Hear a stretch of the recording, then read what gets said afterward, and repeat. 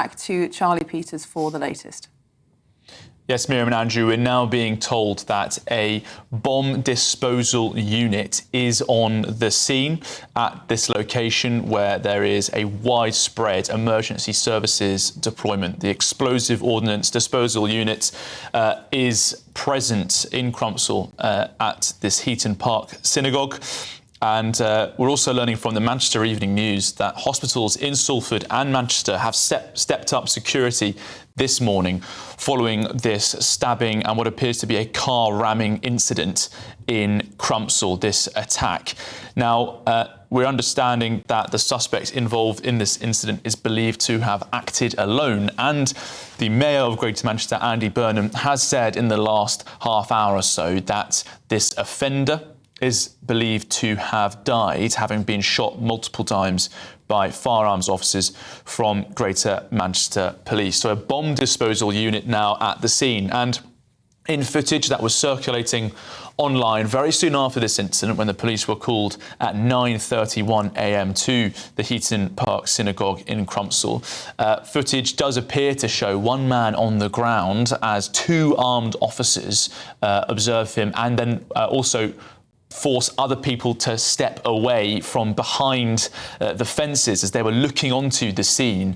Now, we don't know who this man is or what was on him, but in footage that we've been unable to verify at this stage, there is a reference to a vest. Now, we don't know if this was a viable piece of equipment or if it was a decoy designed to cause maximum fear. We also can't confirm its presence at this stage, but footage that was circulating earlier did refer to some form of vest, and a witness that I've spoken with who was at the scene very shortly after this incident took place also told GB News that they witnessed some form of vest with wires, and that could explain why a bomb disposal unit is now at the scene. Of course, at previous car ramming and stabbing terror attacks in Britain, we have had incidents where individuals wore decoy vests, which led to them being shot as well. So firearms officers did fire several rounds at a suspect who the Manchester Mayor, Andy Burnham, says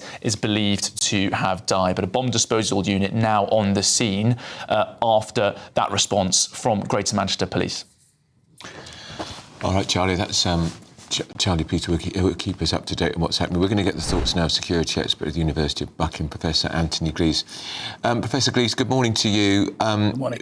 These things are always appalling. It just seems even more appalling that they've done it. This atrocity has happened on the most special, important day in the Jewish calendar, Yom Kippur. Absolutely so. I mean, it's a totally horrific attack. We don't know exactly how many people have been injured. Totally horrific on Yom Kippur, but also getting towards the anniversary, of course, of the 7th of October 2023 Hamas attack on Israel, where 1,200 Jews in Israel were killed, the largest number of Jews killed in a single attack by their enemies since the Holocaust.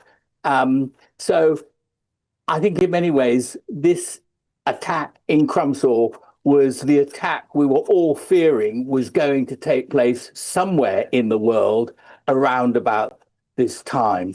And I apart from underlining the horror of this, we're seeing scenes of lovely Manchester leafy streets, and there's terror taken straight into England's green and pleasant lands.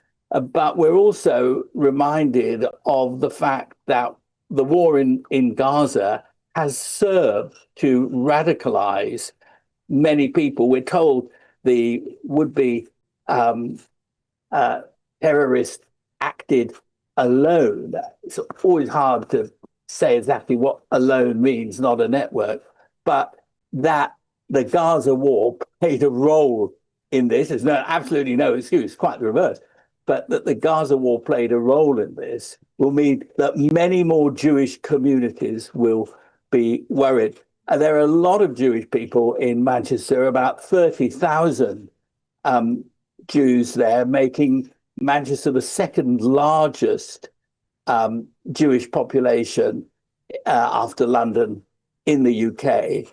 Very vulnerable, of course, and we know that some of the new groups of Jews who've come to Manchester are the Haredi or very Orthodox Jews who are easily identifiable as being of the Jewish persuasion. So there are lots and lots of sitting targets. As I say, 30,000 Jews in Manchester, a tradition of assimilation in Manchester in the sense that they've contributed to the life of the city, indeed to the wealth of the city for many years. And on the whole, over the course of 100 years or so, very little overt anti-Semitism and, of course, no terror at all. So this is horrifying. I think the fact the Prime Minister is leaving an important meeting in Denmark on security to fly back tells us that he takes this very seriously indeed, as he should. There's just one thing that one should say. People like me, looking at the scenes you're showing so revealingly, will feel the cops were there very, very quickly. Clearly, we'll need to see that. But Professor Glees, you just mentioned that Sir Keir Starmer is on his way back from this international meeting in Denmark. We understand that he is to chair an emergency meeting of the Cobra group.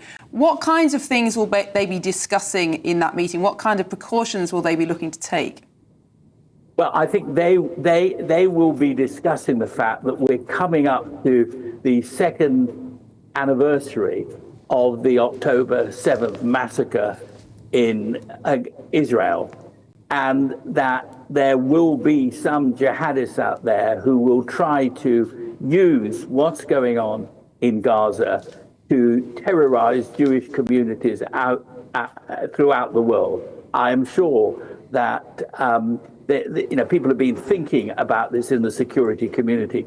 We should also note that the Jewish community themselves have a very well-developed internal security group called the Community Security Trust. And they've done a vast amount of work over the past 20 years to try and keep people in synagogues safe.